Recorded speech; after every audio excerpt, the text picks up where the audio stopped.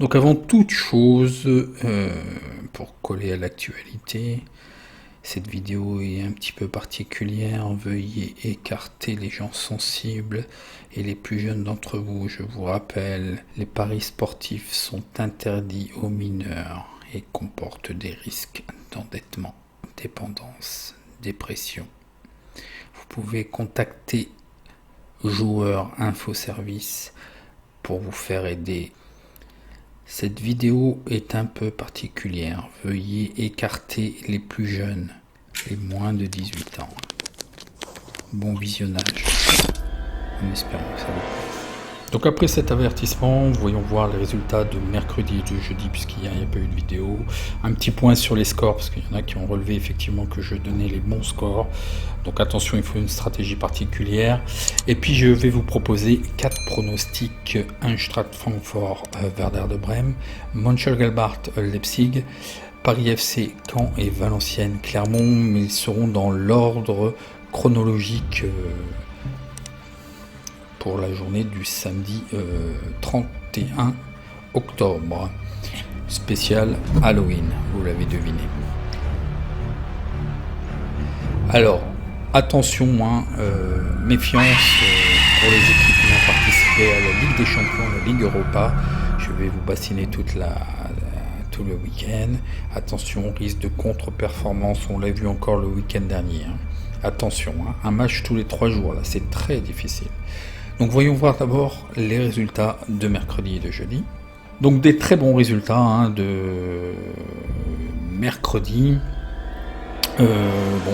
On va passer quand même au crible très rapidement. Donc le PSG, je vous ai dit de rester à l'écart, c'est un problème de cote. Donc effectivement, ça a été un peu difficile. Istanbul était pas mal, surtout en première mi-temps. Chelsea, je voyais un over 2,5, donc ça passe, c'est un pari gagnant. Donc une petite danse pour fêter tout ça. Pour ce qui est de Bruges-Lazio, malgré que la Lazio, alors inscrivez-vous sur Gagné Futé au niveau de... Je pense que les 2 meilleurs outils pour être alerté, ça va être le YouTube. Au niveau de l'onglet communauté, je poste, mais vous serez alerté si vous activez la cloche de notification, vous aurez tous les nouvelles vidéos. Et puis voilà, je fais des petits posts comme ça où je fais des petites alertes lorsqu'il y a des absents. Et puis Twitter, je pense que je vais développer Twitter. D'ailleurs, bonne information, Richard est déjà présent sur Twitter. Moi, j'ai pas trop développé.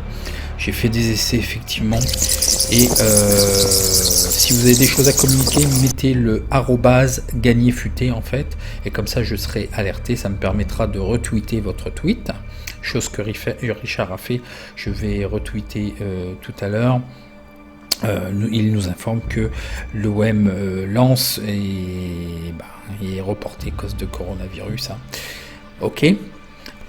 Donc la Lazio, malgré qu'ils aient été décimés, ont bien tenu la partie. Une très mauvaise opération de Bruges. Ils menaient d'ailleurs 1-0.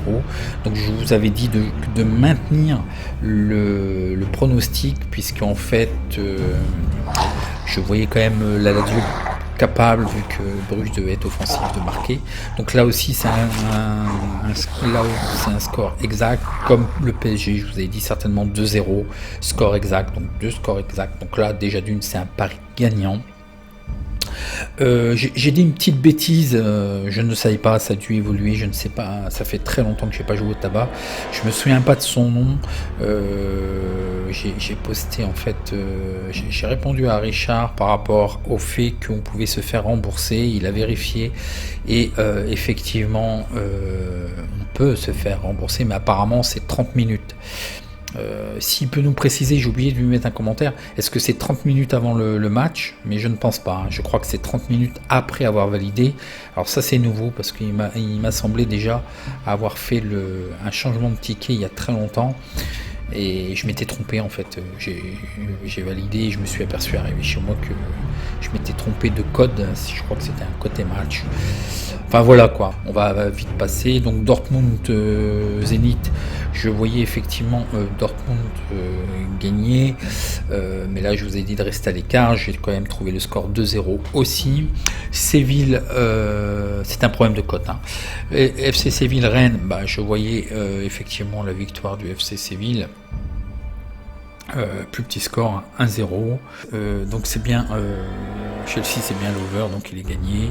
Lazio c'est bien le BTS, mais Séville-Rennes c'est le under 2,5. Hein. C'est vrai que il était plus intéressant d'ailleurs au niveau de la cote. Hein. Donc j'aime bien être exact, je ne veux pas dire de bêtises.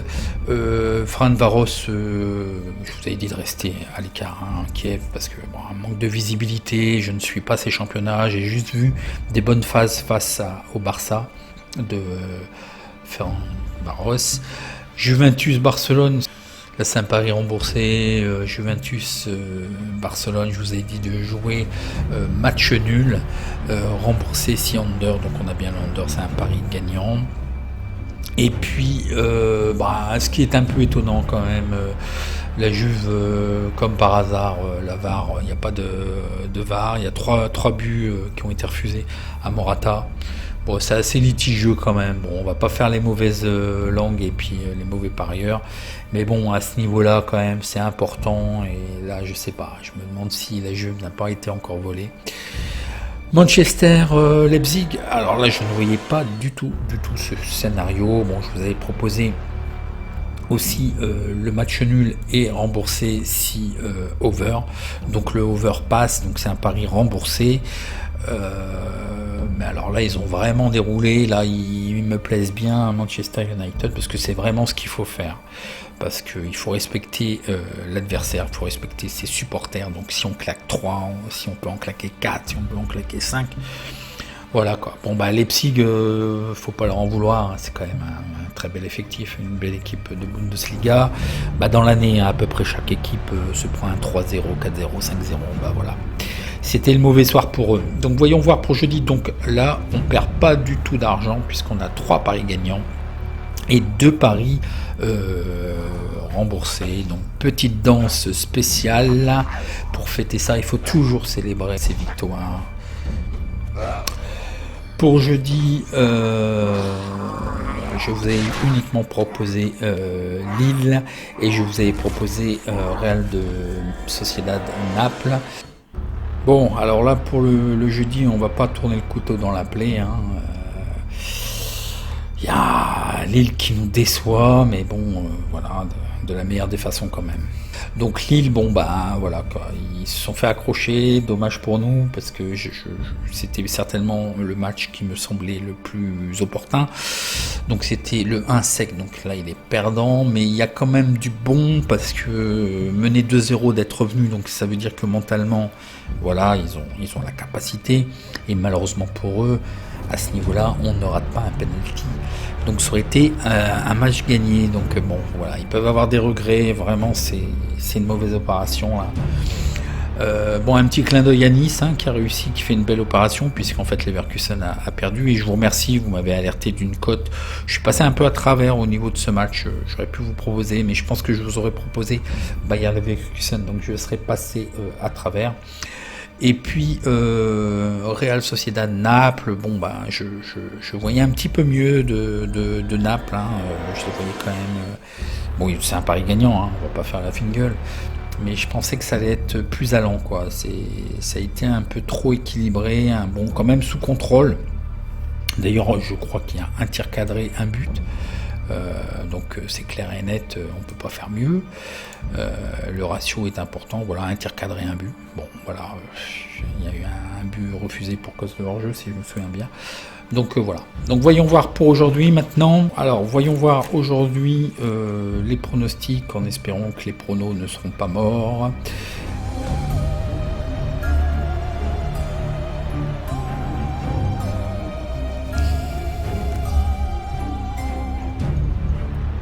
C'est pas la nouvelle mascotte, mais c'est quand même très utile pour manger des insectes.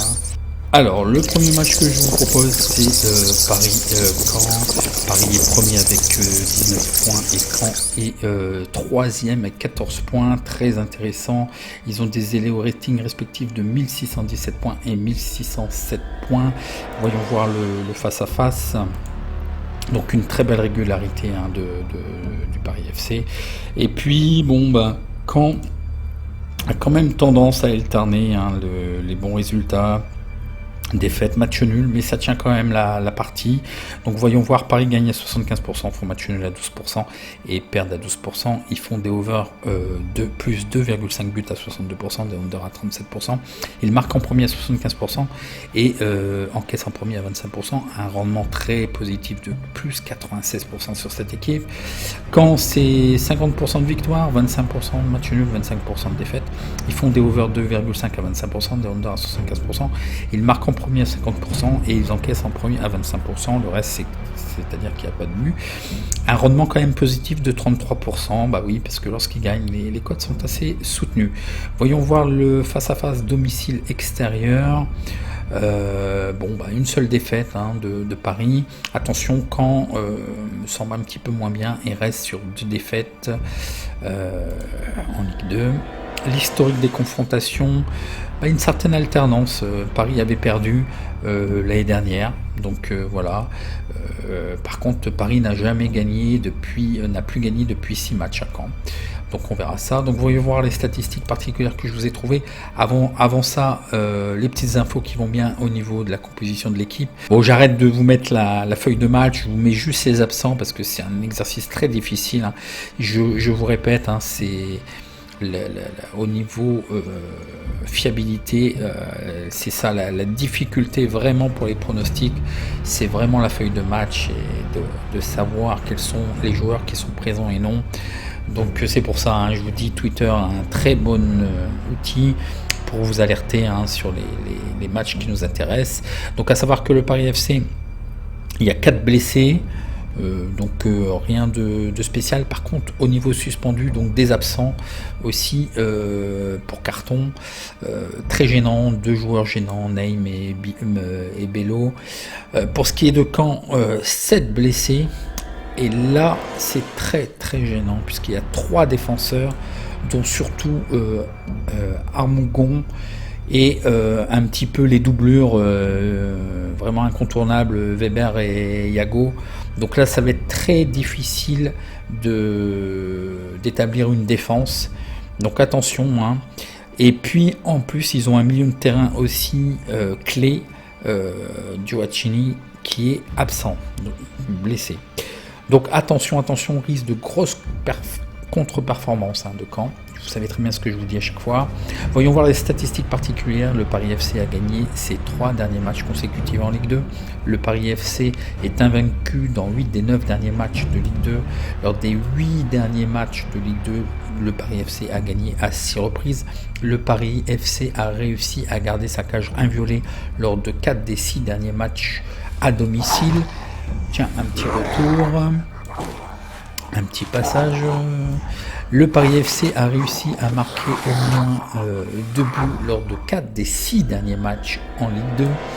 Le Caen, c'est la contrepartie. Par contre, attention, Caen est solide défensivement, 6 draps propres, donc draps propres, clean, feuille blanche, c'est souvent les expressions que vous retrouverez dans le milieu des paris sportifs, lors des 8 derniers matchs de Ligue 2. Donc attention, ils font des draps propres. Qu'est-ce que je vous propose ? Là, tout simplement, je vous propose la victoire sèche du Paris FC à une cote de 2,35. Ceux qui le voudraient pourraient le sécuriser parce que ce sont quand même des belles cotes. Donc vous allez avoir quand même une cote équivalente assez intéressante. Vous pouvez le faire avec votre calcul. Je remets à chaque fois de vous le dire, mais avec la calculatrice Gagné Futé, vous allez pouvoir faire la répartition judicieuse en attendant la formation et les outils que je vais vous offrir. Donc voilà, moi je vois ça. Pour moi, c'est la défense qui est amoindrie. Et puis ça tiendra peut-être pas 90 minutes. Je vois donc au niveau probabilité 45% de victoire pour le FC, Paris FC, 20% de match nul, 30% pour 35% pour Caen, pardon. Donc le 1, un petit 2-0. Donc pour ce qui est des scores, attention, il y en a certains qui ont relevé que je donnais souvent les scores exacts. Attention, il faut une stratégie particulière. Attention de ne pas avoir trop l'ascenseur émotionnel parce que vous allez perdre souvent. Et c'est vrai que c'est des belles cotes, 5, 6, 7, 8, c'est clair. Vous n'avez pas besoin de gagner souvent pour être rentable, mais il faut mettre en place une stratégie. Je l'ai montré dans une précédente vidéo, un petit exemple, avec par exemple tenter de doubler ou tripler les scores et d'associer pour avoir un pari remboursé des under, ce qui peut être une des stratégies, mais bon, il y a d'autres stratégies. Pour ceux qui rentreront dans le club, j'en parlerai. Il y a plein de stratégies à mettre en place. Donc voilà pour ce prono. Voyons voir pour le pronostic suivant. C'est Eintracht Francfort qui est 8e avec 8 points et Brême qui est 7e aussi avec 8 points. Ils ont des elo ratings respectifs de 1853 points et 1733 points pour ce qui est de Brême. Alors ce sont deux concurrents directs déjà, hein, après c'est la 5e journée, j'ai omis de le dire. Donc voilà, pour les places européennes, ça se bagarre déjà. Donc ça peut être intéressant ces deux équipes-là, parce qu'en fait, je vous dis tout le temps, hein, je vous répète, si vous suivez à peu près les 4, 8e, même 9e, hein, Offenheim ça peut être intéressant, Wolfsburg ça peut être intéressant, c'est que les codes vont être soutenus. Ok, donc voyons voir le face-à-face. Donc Eintracht Francfort a tendance quand même à alterner. Alors ce qui m'étonne tout le temps avec cette équipe, c'est que c'est un petit peu du tour, hein. Des fois ça claque et puis des fois bah voilà, ça subit. Bon là on peut les excuser, c'est le Bayern, c'est notre planète. Ok, ils ont pris 5-0, voilà, comme je vous dis. Chaque équipe dans cette saison va prendre un 3-0, 4-0, 5-0. Il faut tout de suite qu'ils réagissent. Pour ce qui est de Brême, une certaine régularité après un petit mauvais début de saison. Ils sont invaincus depuis 4 matchs. Attention, 2 matchs nuls, pas inintéressant. Francfort gagne à 40%, font match nul à 40%. Perdent à 20%. Ils font des over 2,5 à 60% et des under à 40%. Ils marquent en premier à 40% et encaissent en premier à 60%. Un rapport quand même positif de 9%. Bah oui, puisque en fait ce sont des codes soutenus, hein. C'est à chaque fois la même chanson que je vais vous dire. Pour Brême, c'est pareil, 40% de victoire, 40% de match nul et défaite à 20%. Ils font des over 2,5 à 40%, des under à 60%. Ils marquent en premier à 60% et ils encaissent en premier à 40%. Si on suit une certaine logique, on pourrait dire que Brême va marquer et Francfort va égaliser. Un rendement légèrement négatif de 0,40, donc c'est pas mal. C'est une équipe avec laquelle vous ne perdez pas d'argent. Donc ils sont invaincus à domicile et Brême est invaincu à l'extérieur. Pour ce qui est des historiques des confrontations, une certaine alternance. L'année dernière, ils avaient fait match nul. Donc voyons voir les statistiques particulières que je vous ai trouvées sur ce match. Tout d'abord les petits absents. Donc 3 absents côté Eintracht Francfort. Dont un incertain David Abraham. Du côté de Werder de Brême, un peu plus gênant, il y a 5 absents, dont 2 joueurs clés, Niklas Füllkrug et Ludwig Augustinsson. Donc attention. Voyons voir les statistiques particulières avant que notre ami nous efface tout. Les deux équipes ont marqué dans 10 des 12 derniers matchs Eintracht Francfort dans toutes les compétitions. Lors de ces 9 derniers matchs de Bundesliga, Eintracht Francfort a été invaincu à 8 reprises, donc c'est quand même pas mal. Dans 20 des 25 derniers matchs d'Eintracht Francfort à domicile de toute compétition, il y a eu plus 2,5 buts. Eintracht Francfort a marqué 2 buts et plus dans 17 des 23 derniers matchs à domicile de toute compétition, donc ça claque. Une bonne équipe, hein. Dans 15 des 20 derniers matchs à l'extérieur de Werder de Brême en Bundesliga, les deux équipes marquent, donc une constante. Le Werder de Brême n'a pas perdu lors de 8 des 9 derniers matchs à l'extérieur de toute compétition. Le Werder de Brême, il y a eu 4 matchs nuls lors des 8 derniers matchs de toute compétition. J'ai fait des fautes partout là. Dernière. Werder de Brême a gagné par 2 buts et plus derniers matchs à l'extérieur de toute compétition, l'équipe de Werder de Brême a réussi à marquer au moins un but lors des 9 derniers matchs à l'extérieur de toute compétition. Donc voyons voir ce que je vous propose.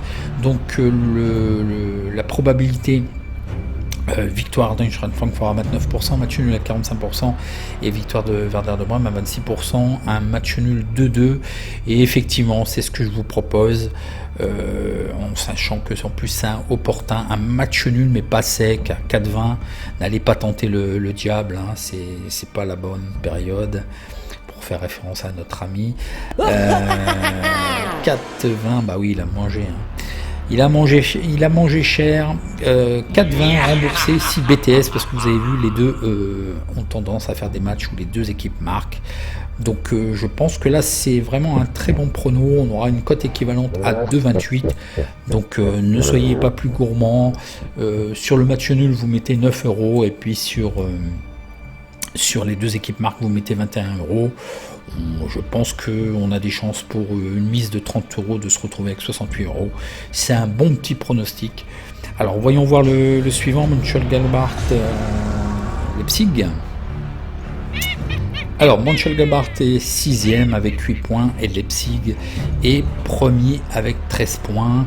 Les elo rating respectifs, Mönchengladbach a 1916 points et 2028 points elo rating pour Leipzig. Bon, on va voir plus en détail. Vous savez très bien hein, que je connais ces équipes. Une certaine régularité, mais Mönchengladbach doit gagner à domicile. Hein, c'est ce qui peine un petit peu dans leur match actuellement. Leipzig, pareil à lui-même. Donc vraiment 4 victoires, un match nul. Vraiment, c'est vraiment un très beau début de saison, il n'y a vraiment pas de souci. Mönchengladbach gagne à 40%, match nul à 40% et perd à 20%. Ils font des over 2,5 à 60%, des under à 40%. Ils marquent en premier à 80% et ils encaissent en premier à 20%. Un rapport négatif sur cette équipe, malgré qu'ils ont des cotes soutenues, sauf que bon là c'est vrai, 1,67, c'est les matchs nuls qui viennent plomber le tout. Leipzig gagne à 80%, match nul à 20% et ils perdent à 0%. Ils font des over 2,5 à 60%, de under à 40%. Ils marquent en premier à 80% et ils encaissent en premier à 20%. Un rapport positif de plus 13% sur cette équipe. Voyons voir le face-à-face domicile extérieur. Donc c'est ce que je vous disais, Mönchengladbach n'a toujours pas gagné à domicile et Leipzig est invaincu à l'extérieur. L'historique des dernières confrontations, et ben Mönchengladbach reste sur une série de 4 défaites. Bon, je ne dispose que des 11 dernières années, mais je pense qu'il y avait quand même des matchs. Mönchengladbach est en Bundesliga depuis bien plus longtemps. C'est pas un inconnu. Donc attention, Mönchengladbach n'arrive pas à gagner contre le Leipzig, tout du moins les 4 dernières années. Ils ont à chaque fois perdu. Voyons voir les statistiques que je vous propose. Donc quelques petites infos au niveau des absents. Donc il y aura 4 joueurs absents. Il y en a, c'est de plus ou moins longue date. Hein. Bon, les deux équipes, je vous le propose, malgré que ça va à l'encontre de ce que je vous dis par rapport aux équipes ayant participé à la Ligue des Champions, à la Ligue Europa, mais ça s'équilibre pour moi, donc je le joue, et j'ai une très bonne connaissance de Mönchengladbach, donc c'est pour ça aussi que je vous le propose. C'est une équipe, je ne suis pas supporter, hein, tout c'est pas ça, hein, je suis pas supporter, c'est juste que voilà, il y a une certaine rentabilité d'assurer sur cette équipe. C'est une équipe qui est très bien en plus souvent à domicile. Dans les paris sportifs, là côté supporter, vous le laissez de côté. Hein. Là, vraiment, c'est d'être des mercenaires. Hein. Vous devez juste voir le pari gagnant, c'est tout. Hein. Alors, ce qui est gênant, ce sont 2 absents et 2 joueurs en défense hein, pour Leipzig, 2 joueurs clés. En tout, il y a 5 absents, mais 2 joueurs clés. Attention à Nordi Mukiel et Lucas Klostermann. Donc ça peut être très gênant défensivement. Donc, avant que notre ami arrive, Mönchengladbach est invaincu lors des 6 derniers matchs à domicile de toutes compétitions confondues. Dans 15 des 17 derniers matchs à domicile en Bundesliga, Mönchengladbach est invaincu à 15 reprises. Les 2 équipes ont marqué dans l'ensemble des 6 derniers matchs de Mönchengladbach de toutes compétitions confondues. L'équipe de Mönchengladbach a enregistré 3 nuls d'affilée lors de ces derniers matchs à domicile de toutes compétitions. Mönchengladbach ont gagné par 2 buts et plus 8 des 16 derniers matchs à domicile en Bundesliga. Et lors des 10 des 11 derniers matchs à domicile de Mönchengladbach, de toutes les compétitions, les deux équipes ont marqué. Donc ça claque. Leipzig n'a subi aucune défaite lors des 11 derniers matchs à l'extérieur de toute compétition, donc c'est costaud quand même. Leipzig est invaincu dans 28 des 30 derniers matchs en championnat. Leipzig est sur une série de 4 victoires à l'extérieur contre Mönchengladbach de toute compétition, on l'a vu tout à l'heure. Leipzig a gardé une feuille blanche dans 8 des 11 derniers matchs à l'extérieur de toute compétition, donc attention. Par contre, d'un autre côté, c'est ça qui est un peu embêtant, c'est qu'il y a quand même des feuilles propres. Dans 6 des 8 derniers matchs de Leipzig contre Mönchengladbach, toute compétition confondue, les deux équipes ont marqué. Leipzig a gagné à la mi-temps et à la fin du temps réglementaire dans 5 des 7 derniers matchs de toute compétition. Leipzig a gagné par 2 buts et plus 5 des 7 derniers matchs à l'extérieur de toute compétition. Donc voyons voir les statistiques, les probabilités. Mönchengladbach gagne à 13% selon les probabilités, match nul à 45% et victoire de Leipzig à 42%. Effectivement, je vois match nul à 1. Bon, certainement la fatigue aidant, je pense qu'il y aura peut-être moins de buts. Ce qui me semble très opportun et très judicieux, c'est de jouer le match nul à 3,75 remboursé, et les deux équipes marquent, on l'a vu quand même si Leipzig a tendance à faire des feuilles blanches. Mönchengladbach est quand même capable de limiter la casse, de bloquer Leipzig, donc le match nul est vraiment opportun, mais ils sont aussi capables aussi de répondre, et je pense qu'il y aura au moins un but. Alors, je sais pas, j'ai attention à ceux qui seraient tentés, oui, j'ai mis un petit disclaimer, n'a pas encore gagné à domicile, donc c'est une série qui va quand même certainement casser. Est-ce qu'il serait peut-être judicieux, je sais qu'il y en a qui jouent comme ça, les fins de série et tout, peut-être jouer un double chance 1N, moi je vous le conseille pas, je vous le conseille pas, je pense qu'il y aura encore un match nul sur ce match, et je pense que ça peut arranger aussi les deux. Donc la répartition judicieuse nous permettrait, pour un exemple de mise de 30 € d'avoir une cote équivalente à 2,07, qui est pas dégueulasse, 62 € pour 30 € de mise. Vous mettez 8 à 9 € sur le match nul, 21 à 22 € sur les deux équipes marques, et on devrait bien s'en sortir. Bon, je vous ai quand même mis le double chance, mais attention, le double chance 1N que vous pouvez faire avec la calculatrice, gagner futé, vous donnerait quand même une cote équivalente à 1,68. Donc bon, il y a un risque, et en plus 1,68, alors que là, bon, il y a peut-être moins de risques. Au moins les deux paris, ou l'un des deux paris peuvent passer. On aurait soit d'un côté un pari remboursé, ou quand même une cote qui est pas dégueulasse. Donc voyons voir le prochain match, qui est Valenciennes-Clermont. Alors, pour le match Valenciennes-Clermont en Ligue 2, c'est déjà la 9e journée. Valenciennes est 11e avec 11 points et Clermont est 8e avec 12 points. Les elo ratings respectifs, Valenciennes à 1597 points et puis Clermont à 1649 points. Une petite particularité, bon, on va le voir tout de suite au niveau du face-à-face. Valenciennes est plus costaud à domicile. Cette équipe a la fâcheuse tendance à perdre ses points à l'extérieur, sinon elle aurait un meilleur classement. C'est assez étrange, mais c'est comme ça. Il y a des équipes, c'est comme ça, puis il y a des équipes qui sont meilleures à l'extérieur. C'est vrai, invraisemblable, mais c'est pourtant bien les résultats que l'on a. Donc une certaine alternance, attention, ils n'ont pas gagné depuis 3 matchs. Donc Valenciennes gagne à 37%, match nul à 25% et perdent à 37%.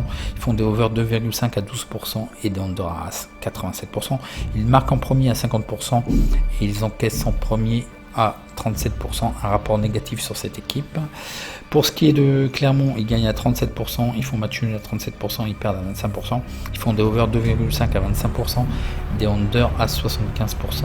Ils marquent en premier à 50% et ils encaissent en premier à 37%, un rapport négatif sur les deux équipes. Donc le face-à-face domicile-extérieur, c'est ce que je vous dis, Valenciennes est invaincu à domicile, très costaud. Clermont, une certaine alternance. Donc voyons voir les historiques.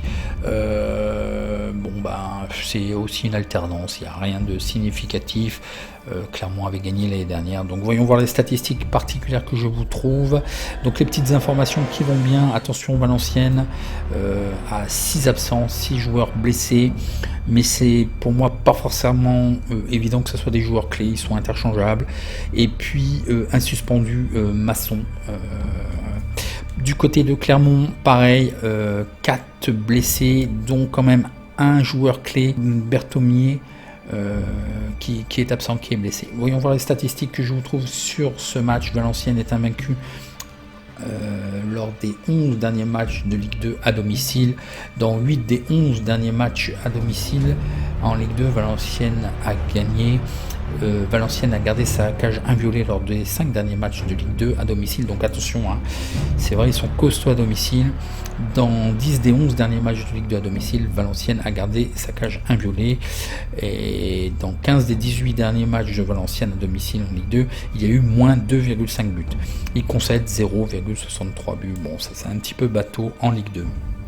Clermont-Ferrand n'a pas été battu lors de 17 des 20 derniers matchs en Ligue 2. Clermont-Ferrand a fait match nul dans 6 des 11 derniers matchs à l'extérieur en championnat.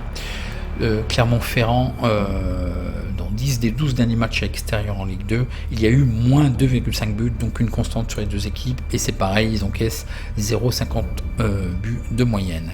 Les probabilités, sur ce match, je vois quand même une certaine équité, un certain équilibre, je pense. Il n'y a pas grand chose qui va les départager. Donc victoire à 33% de Valenciennes, match nul à 36%, victoire à l'extérieur à 31%. Je vois encore un match nul, mais là cette fois 0-0, parce que je pense que ça va quand même verrouiller. Ça sera peut-être un peu pénible à voir ce match.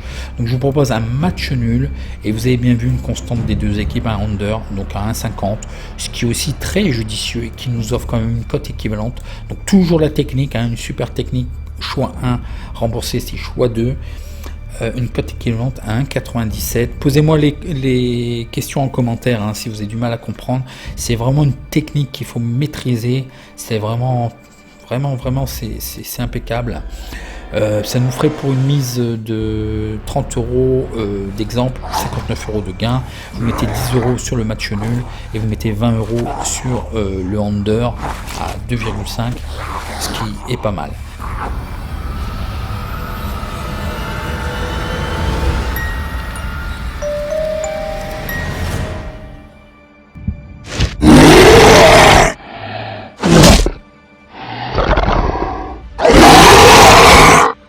Voilà, pour ce qui est de cette vidéo, j'espère que vous aurez pris plaisir à regarder cette vidéo. En tout cas, je vous remercie, vous êtes toujours plus nombreux, j'avais pas fait attention aussi. Je vous remercie parce que sur YouTube, vous êtes de plus en plus nombreux. Moi j'étais resté à 3000, on est à plus de 5000, j'ai pas vu le temps passer. En tout cas, je vous remercie, et puis il y a toujours plus de 99%, même c'est 80,99% de personnes très positives, c'est ce que j'aime. En attendant, je vous souhaite un bon match et un bon Halloween pour ceux qui vont le fêter, même si ce n'est pas vraiment une fête en France, puisque c'est pas nos origines et c'est pas notre culture, mais c'est plus une fête marketing, vous l'avez compris, je pense. Mais pour les enfants, c'est toujours important et marrant. Donc attention quand même, la vidéo est particulière, donc écartez peut-être les enfants quand même. Allez, je vous souhaite un bon week-end et bon match. Merci.